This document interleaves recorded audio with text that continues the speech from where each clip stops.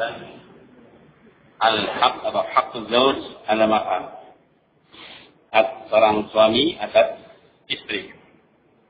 Kemarin telah kita baca hadisnya, kita ulang ya, belum sempat kita baca syarah atau fatih. Sedikitnya kita akan ulang pada malam hari ini. Hadis yang pertama, wa an Abi Hurairah radhiyallahu anhu qala Rasulullah sallallahu alaihi wasallam idza da'a ar-rajulu imra'atahu ila firashihi falam ta'tihi fabata ghadbana 'alayha la'anatha al-mala'ikatu hatta tusbih. Tafaqun alaih. Wa fi riwayatin, dalam riwayat yang lainnya, idza batat imra'atu hajiratan firasha zawjiha la'anatha al-mala'ika hatta tusbih. Wa fi riwayat qala Rasulullah sallallahu alaihi wasallam walladhi nafsi biyadihi ma min rajulin yad'u imra'atahu ila firashihi fata'ba alaihi illa kana alladhi fis sama'i qafitan 'alayha hatta yarda 'anha. Ya akhrajahu al-Bukhari wa Muslim. Wa fi riwayat tsaniyah inda Bukhari wa Muslim wa tsalitsa inda Muslim.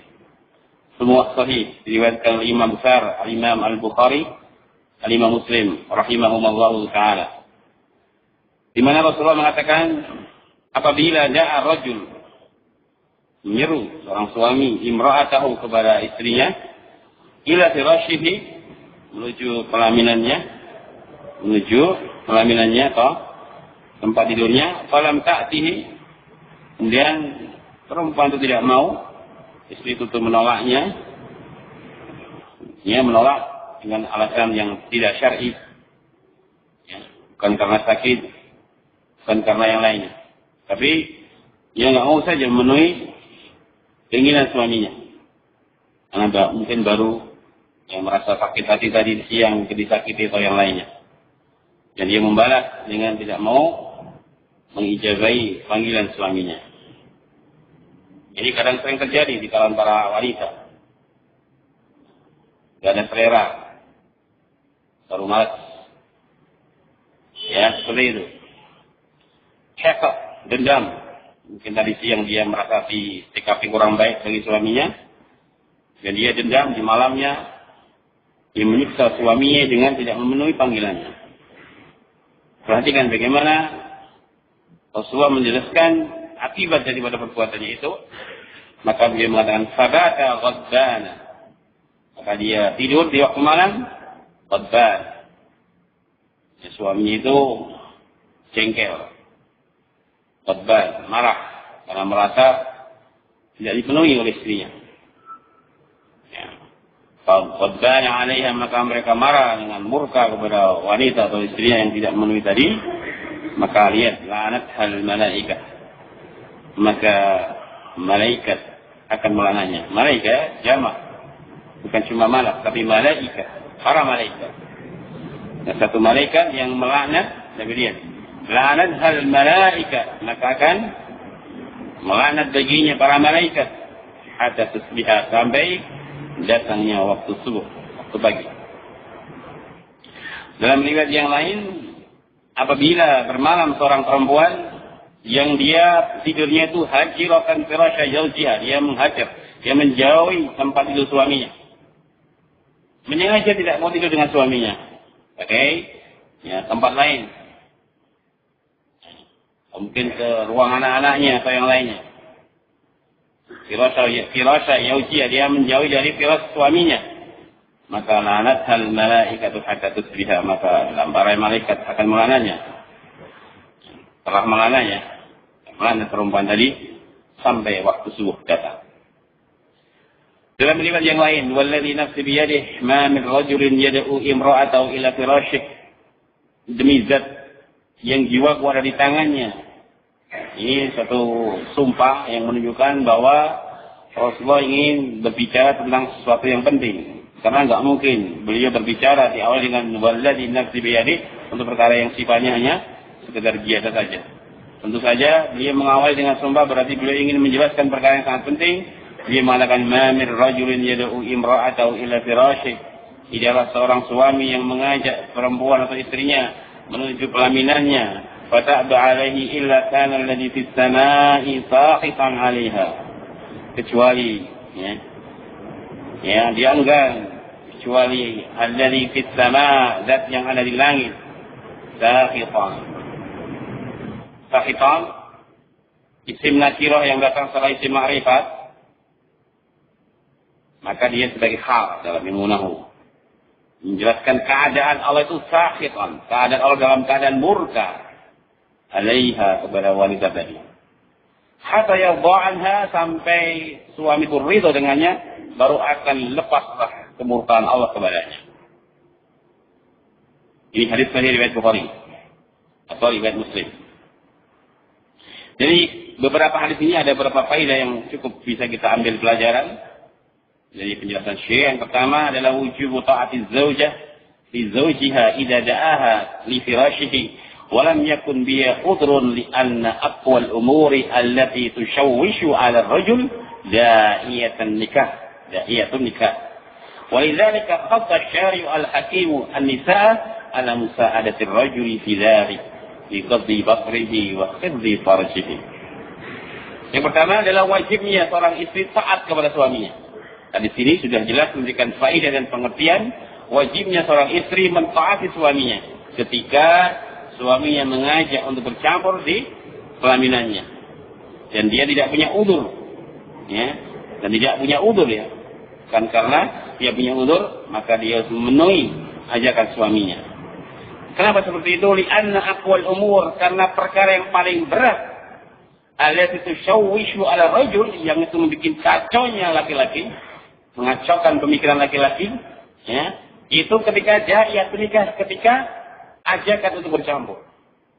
Artinya, ikhwan, ketika seorang laki-laki sudah muncul syahwatnya dan dia ingin segera mengumpul istrinya dalam posisi yang demikian beratnya untuk menahan syahwatnya, kemudian tidak diindahkan oleh istrinya menolaknya, maka itulah hal yang sangat mengacaukan para laki-laki. Sangat mengacaukan para laki-laki. Berat. Walidzalika, oleh karenanya khassa syari' wal hakimun nisa, oleh karena Allah Azza wa Jalla memerintahkan membuat syariat hukum ini. Setelah memahami bagaimana keadaan manusia yang bernama laki-laki itu, kepada para wanita ala musa'adatir rajul, untuk menolong suaminya, untuk menjadi musa'adah, membantu suaminya fi dzalik, dalam perkara itu, untuk bisa menuntaskan syahwatnya ketika muncul syahwat. Tolong dengan dia memenuhi ajakannya.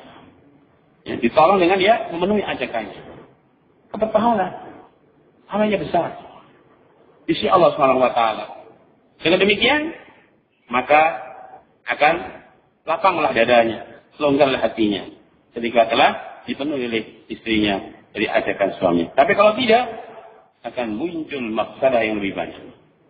Mafsadah bagi laki-lakinya mungkin, kalau dia tidak kuat iman, kalau dia kuat iman, dia akan keluar, berzina, dan akan menumpahkan syahwatnya kepada hal yang diharamkan oleh Allah. Ini kalau nggak kuat iman, akan memberikan mafsadah yang sangat besar. Pun akhirnya istrinya sendiri yang akan merugi ketika suaminya berbuat demikian. Nah, kalau suami tadi punya istri dua, kemudian merasa tidak diindahkan permintaannya, dia akan pindah ke istri yang keduanya misalkan, maka memacu, mengantarkan suaminya menjadi berdosa, karena dia mestinya jatahnya di rumah dia dan dia harus keluar untuk menuju istri yang keduanya, padahal itu bukan pilihannya, sehingga suami tidak adil dalam mengilir karena istrinya berbuat demikian, sehingga mengantarkan suaminya berbuat dosa kepada Allah Subhanahu wa taala. Masalah yang kedua. Masalah yang ketiga, dia sendiri dilarang oleh para malaikat. Ini sangat membahayakan dalam perkara ini. Maka munculnya perselingkuhan, perzinahan itu barangkali seperti itu. Barangkali ketidakkuatan seorang laki-laki dalam menahan syahwatnya, kemudian istrinya tidak mau mengindahkannya, kemudian suami-suami itu keluar rumah dan ditumpahkan syahwatnya kepada hal yang diharamkan oleh Allah Azza wa Jalla wal iyadu billah. Itu. Kemudian kata Syekh dia membantu suaminya di dalam perkara itu, liqabi basri, untuk agar suaminya bisa menundukkan pandangannya Dengan dikeluarkan syahwatnya, ditumpahkan syahwatnya, maka akan bisa membantu suaminya untuk menjaga pandangannya. Wa khifdi farji, dan bisa menjaga kemaluannya. Sehingga dia ditumpahkan di tempat yang haram. Ketika istri sudah memenuhi dirahi suaminya atau ajakan suaminya. Nah, ini penting masalahnya. Kasus-kasus rumah tangga itu awalnya dari sini. Jadi kalau antum perhatikan ya, suatu keluarga rumah tangga itu sebenarnya gampang untuk menilai kalau menurut saya. Untuk mengukur apakah rumah tangganya baik atau tidak, itu tanya saja bagaimana hubungan suami, hubungan intimnya bagaimana, hubungan jiwanya bagaimana. Kalau lancar, bagus, insya Allah harmonis kalau kayak gitu, insya Allah. Ya, tapi kalau hubungannya itu nggak bagus, berapa kamu mengumpul itu? 3 bulan sekali, kadang tidak, kadang iya. Seperti itu, lama sekali keluarga itu mesti kurang harmonis dalam hubungan suami dan istrinya. Ya, itu bisa dilihat. Jadi hubungan bagaimana suami istrinya. Ya. Ini perkara ibadah kepada Allah Subhanahu Wa Taala, perkara yang besar. Ya, bisa dengannya Allah berikan sekian banyak kebaikan-kebaikan. Dengan perkumpulan, dengan adanya jima akan muncul anak-anak kita. Ya, kemudian akan menambah jumlah kaum muslimin. Ya, akan banyak kebaikan-kebaikan yang lainnya. Ini yang mungkin kurang diindahkan oleh suatu keluarga. Maka jangan perbaiki hubungan antara suami dan istri dalam masalah ini. Dan dalam ilmu kedokteran, ikhwanna fillah, imani wa rahimakumullah, mungkin antum lebih tahu daripada saya. Orang itu kalau sering menggunakan, sering berjima dengan suami dan istrinya, sering melakukan itu, maka dia akan bisa terselamatkan dari penyakit hipotensi ya. Ya. Karena jangan dikira sesuatu kemaluan manusia laki-laki itu jangan dianggap seperti allergi spare part mobil atau motor. Yang sering dipakai akan aus, usang, dan rusak. Jangan. Lain ini ya, ikhwan. Ini enggak apa-apa ya. Sudah besar semua kan? Ini karena harus dijelaskan. Ya.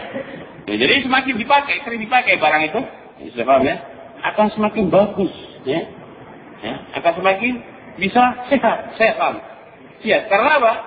Mani-mani yang ditahan itu, ya, nanti akan jadi penyakit kalau nggak segera ditumpahkan. Maka dengan dikeluarkan dengan rutin, dengan bagus, akan terjaga kesehatannya. Ya, akan terjaga kesehatannya.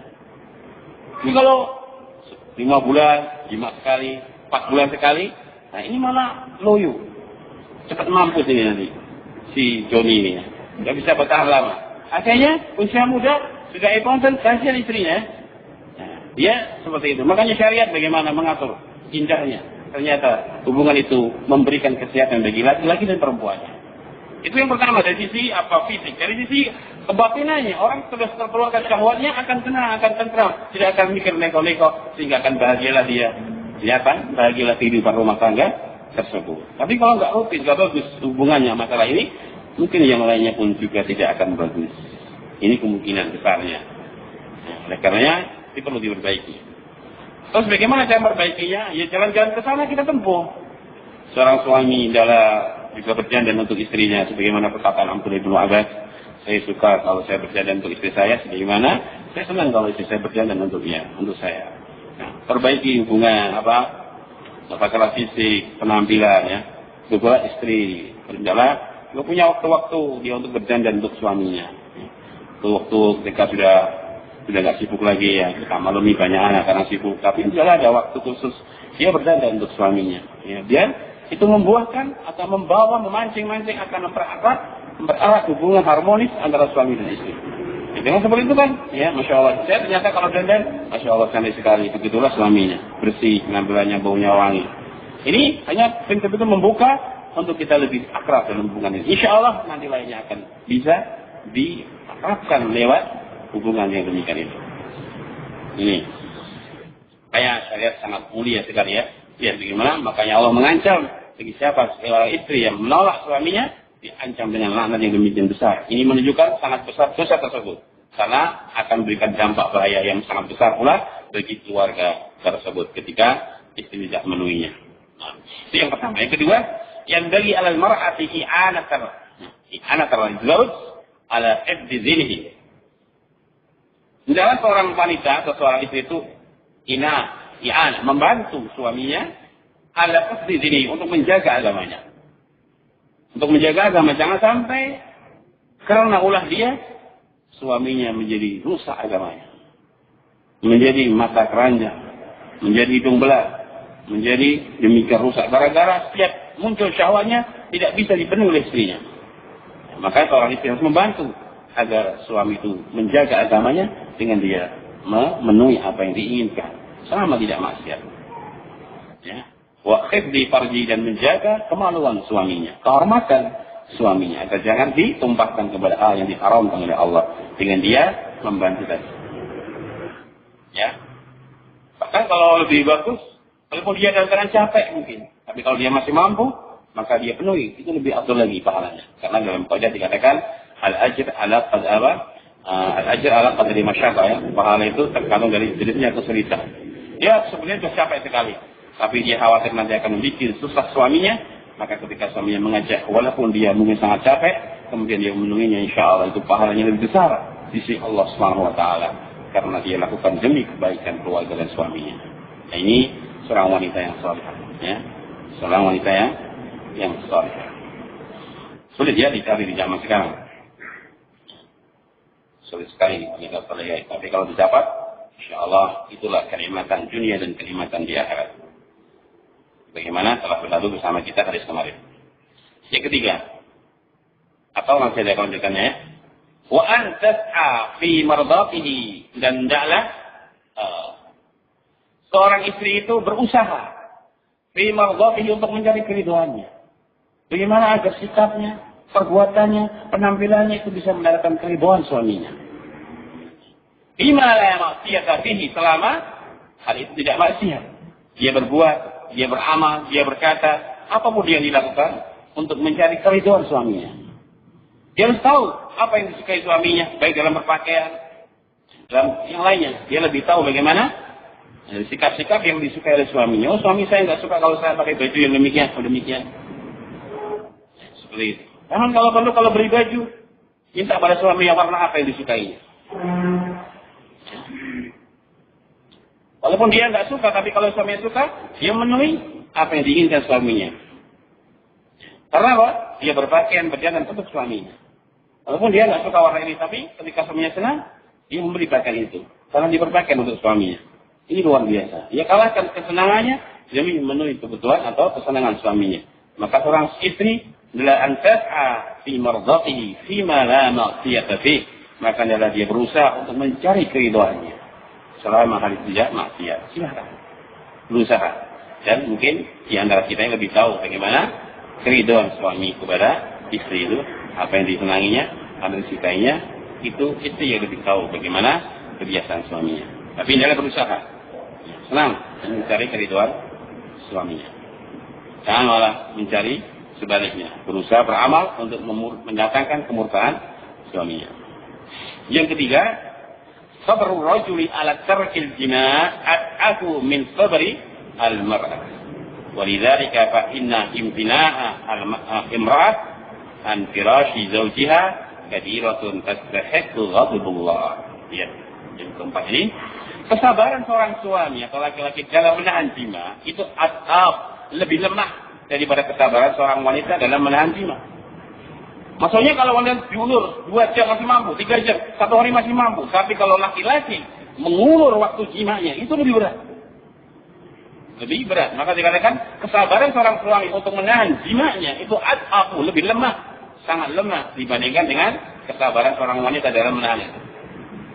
Walidzalika fa inna imtina'an, oleh karena sungguhnya penolakannya seorang laki perempuan, enggannya seorang laki perempuan ketika diajak menuju pelaminan suaminya, itu adalah kadiratun, dia termasuk dosa besar, tastahiqqu ghadabullah, maka dia berhak untuk mendapatkan murka Allah wal iyad billah.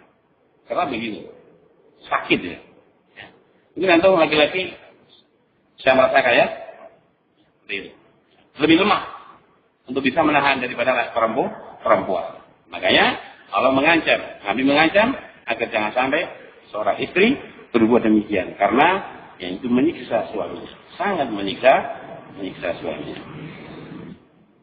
Yang keempat, al-malaikatu tad'u ala ahli al-ma'siyah ma damu fiha. Dan para malaikat itu mendoakan kepada ahli maksiat selama dia masih di atas kemaksiatannya.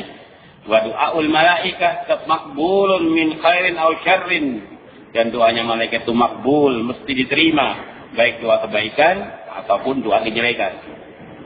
Dan malaikat akan melaknat para wanita yang menolak ajakan istrinya, dan doa malaikat itu makbul, diterima, baik doa untuk kebaikan ataupun doa untuk kejelekan.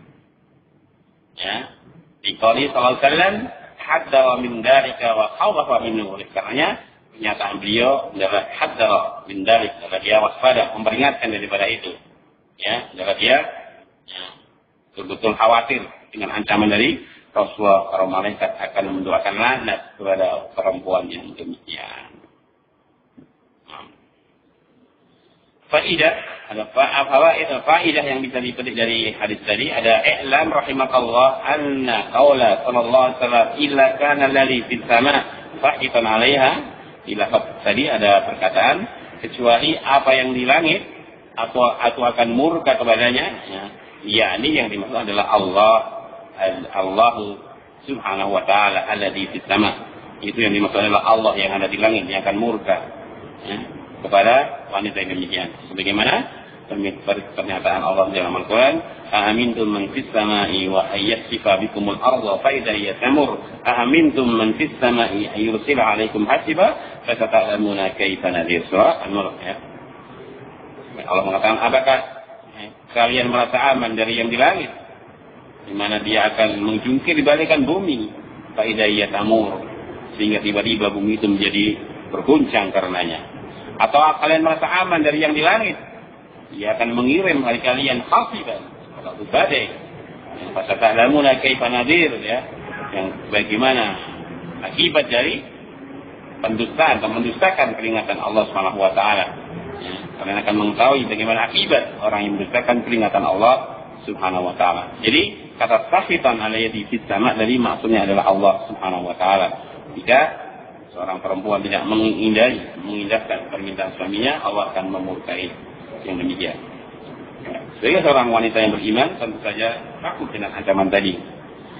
Segala bertobat kepada Allah, minta maaf kepada suaminya selama hidup ini mungkin telah berbuat demikian, baik dalam keadaan jahil, tidak tahu, atau dalam keadaan sudah tahu dia melawannya, maka adalah dia bertobat, meminta ampun, minta maaf, beristighfar kepada Allah, kemudian mohon maaf kepada suaminya agar dihalalkan perbuatan selama ini, kemudian diperbaikilah. Insyaallah taala keluarga kita akan barokah, ya, dengan kita menyadari atas kesalahannya. Karena dengan istighfar itu sebagai tanda Allah Subhanahu wa taala akan menghapuskan dosa-dosa kita.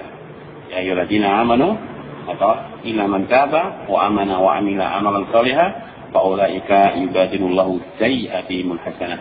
Kecuali bagi hamba-hambaku yang bertobat kemudian dia beriman, beramal dengan amal yang saleh, mereka itulah orang-orang yang kami akan ganti kejelekan mereka dengan kebaikan.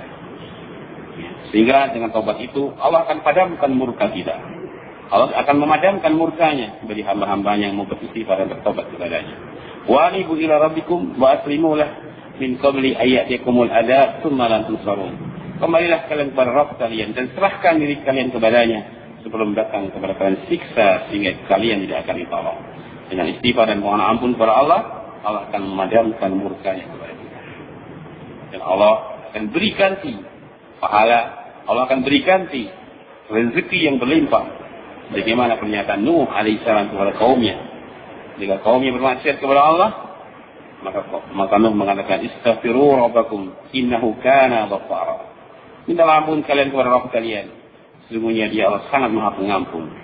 Yursilu alaikum alaikum sama, akan diturunkan kepada kalian hujan yang lebat.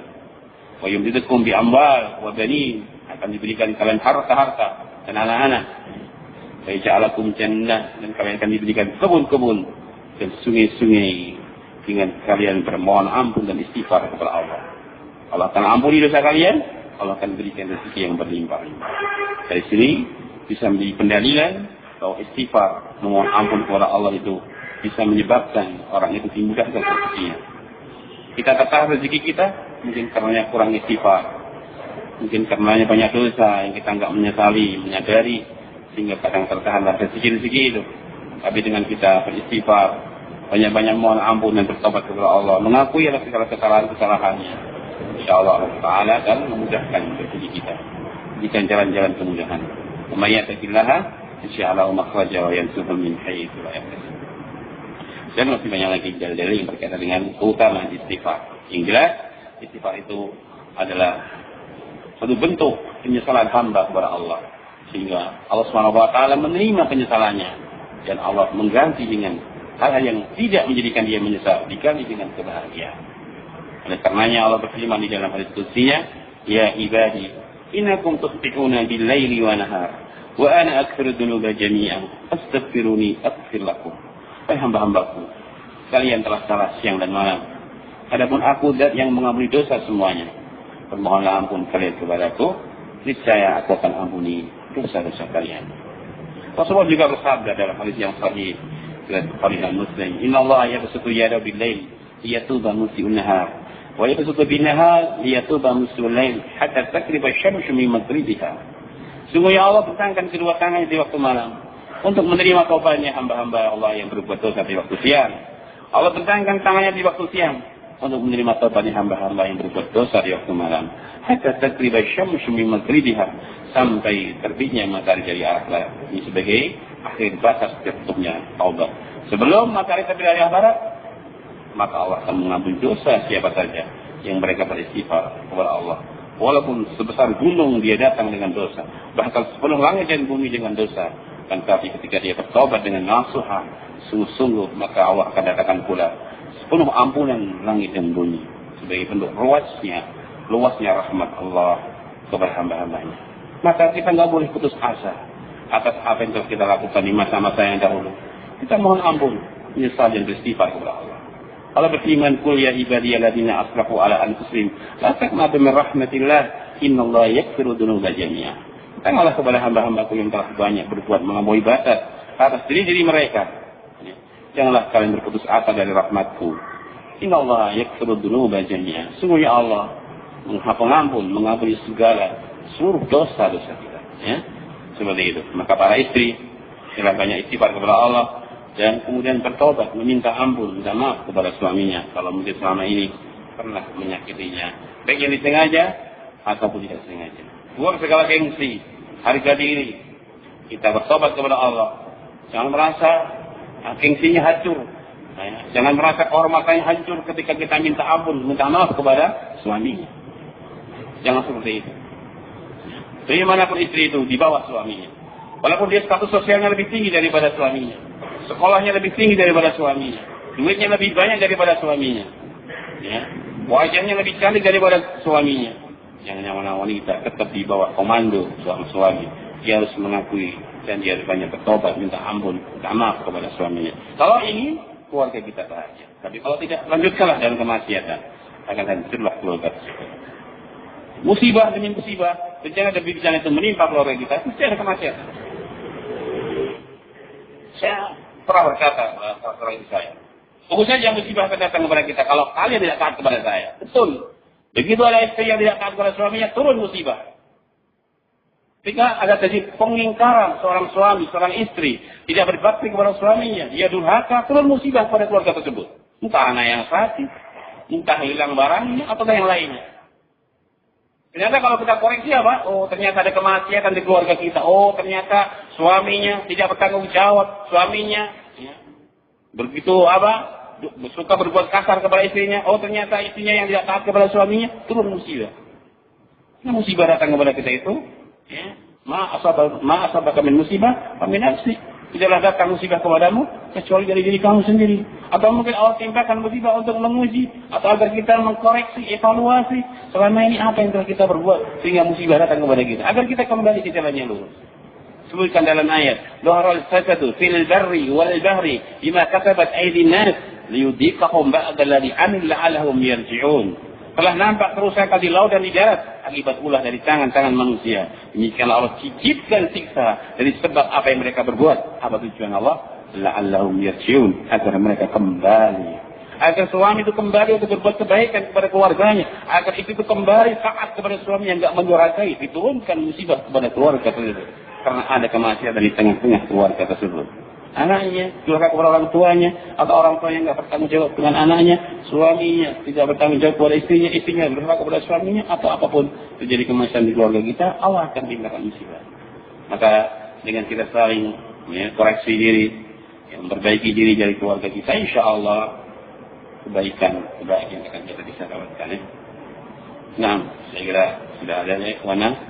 Cukup nasihat dari kita semua, semoga bermanfaat dari kita. Dan yang lebih baiknya, marilah kita sama-sama mohon kepada Allah untuk kita perbaiki keluarga kita yang sudah berkeluarga, yang belum siap-siap berkeluarga dan sudah punya ilmunya terlebih jauh, sehingga nanti kalau sudah berkeluarga sudah kita membawa ilmu. Al ilmu qabla qaul wal amal. Ilmu itu harus kita dahului sebelum amal dan perbuatan. Hanya kita punya ilmu, insya Allah nanti antum nikah sudah punya banyak pengalaman, insya Allah akan membawa kepada kebahagiaan antum yang belum nikah. Dan saya doakan kepada antum semuanya yang belum nikah, semoga Allah berikan kalian kemudahan sehingga ditemukan jodoh kalian, jodoh yang baik, wanita yang salihah, sehingga bisa menjadi perhiasan kalian baik di dunia dan di akhirat. Dan aku doakan bagi istri kalian yang mungkin saat ini banyak yang durhaka, semoga Allah memberikan hidayah kepada istri kalian sehingga dia menjadi istri yang salihah, berbakti kepada kalian, taat kepada kalian, membantu kalian dalam taat kepada Allah